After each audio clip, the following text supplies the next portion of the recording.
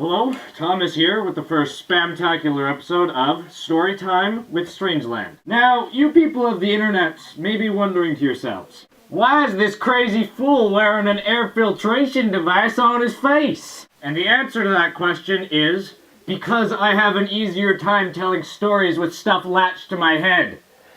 If you have a problem with that, then shut up. However, that being said, I'd like to note that gas masks are both uncomfortable and slightly stifling. Which is slightly silly if you ask me. It's like, sure, we'll filter your air for you. Yeah, no problem, bro. We'll just have to choke you out like Solid Snake while we do it. I mean, it could be that I just have this thing on too tight. I mean, personally, I wouldn't want to take my chances with this thing. If somebody lobbed noxious gas at me, I'd want this thing tighter to my head than a facehugger from Alien. Anyway, back to the matter at hand. I have a delightful fable for you. It was about the time that I was a young boy.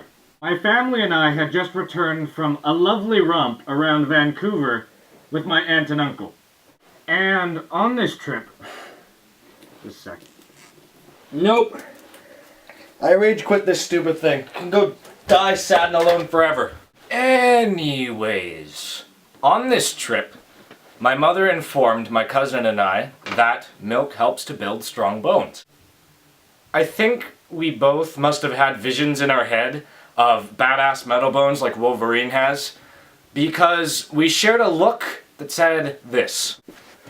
Oh yes indeed. So, needless to say, we were pretty constipated for a while.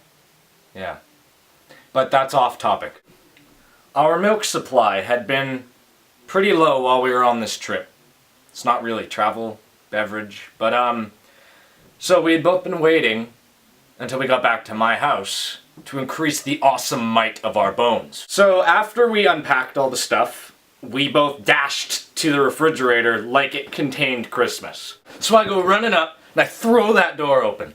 And I start digging through all the cheeses, and the eggs, and the juices, and the severed hands. And there, at the very back of the refrigerator, it sat. A 2-liter thing of orange milk.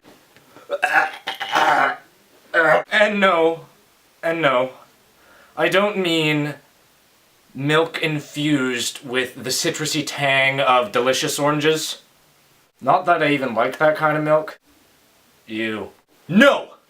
This was literally milk that was orange. It was actually warm to the touch. It radiated a welcoming heat that one might pine for on a winter's eve. It had a freaking pulse!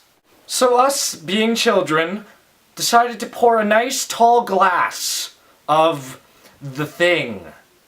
It came out in like this thick syrup, and it fell into the glass with a nasty plop noise. Ugh.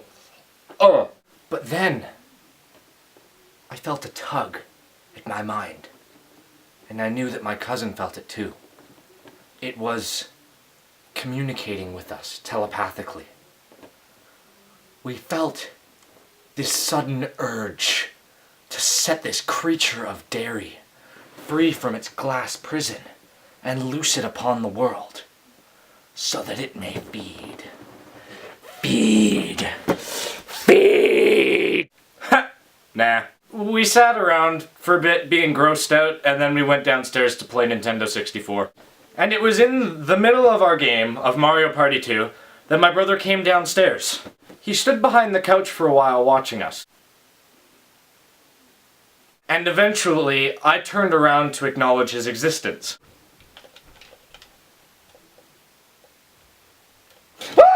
There, in his hands, was the glass. Completely empty.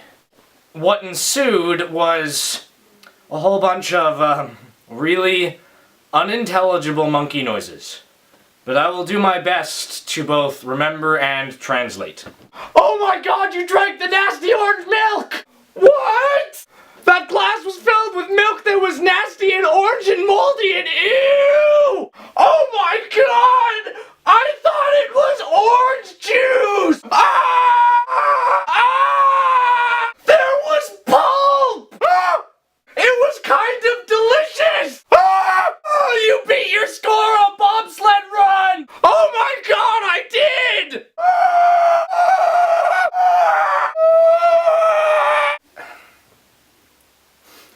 And that's how I beat my old high score on bobsled run. 1 minute, 5 seconds. I'm sorry, baby.